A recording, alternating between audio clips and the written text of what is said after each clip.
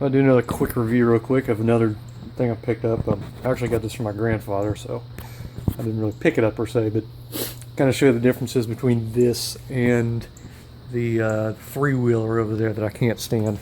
Which, it's not bad, but, you know, it has its flaws. So, let's start. This guy, I have zero problems with it. My grandfather kind of had some issues, but honestly, I think it's because he didn't have it set up right. I mean, he's been making stuff for quite a few years, but you know, he's gotten to the point where he's 87, so I'm sure he's forgetting to do something here or there. But you know, let me just kind of show you what's going on. So this one has an adjustable guide.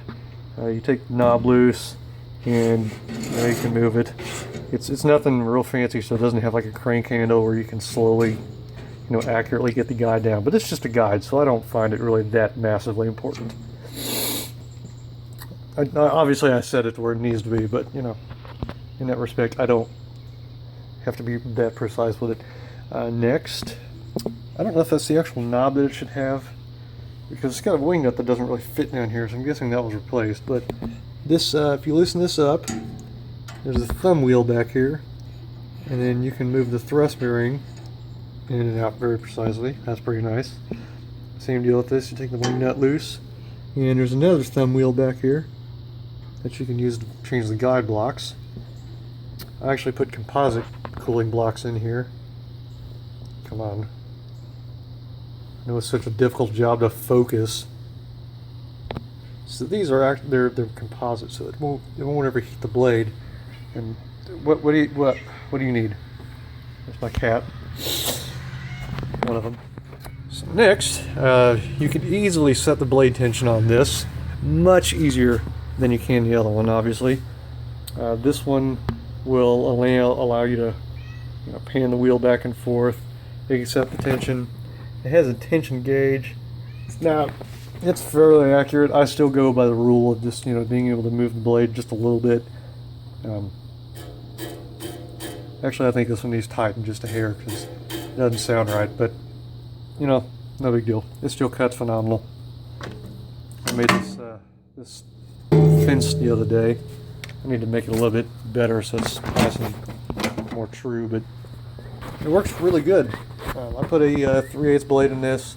I believe the biggest you can have is a 1/2 inch, because if you actually look where this is tracking, you can't really get this blade, you know, perfectly center.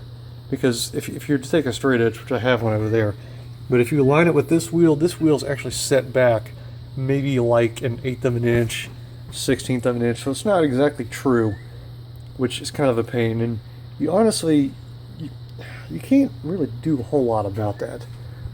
It's set in these blocks right here. So if there was a way to add a spacer behind the wheel, you may be able to push it out just a little bit. I might mess around with it. I don't know. It's not a big deal to me right now. It cuts pretty good. Underneath, the same setup. I put some cooling blocks in. God, such a terrible phone sometimes. And you know, you got an adjustable in there. It's not nearly as precise as the other one, but you can still move it around, and it does a very good job cutting. I like this too. There's a knob here that you can unlock and a knob here that you can unlock and pan the table.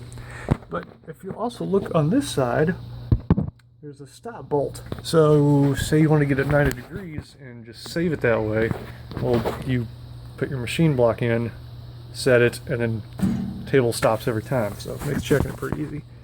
Other than that though, I mean, I think there's only $400, 300 or 400 new. I would compare them greatly to a Delta. Obviously Deltas are built a little bit nicer, but I mean, this is pretty awesome. So it's nice and extremely quiet. It's dual pulley, so you can, you know, change it over from metal cutting to aluminum and stuff like that. And it's got like a brake on the motor itself.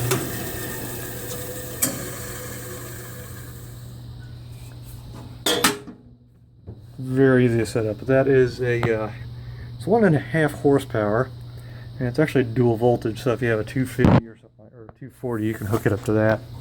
But there you go. Not a bad saw.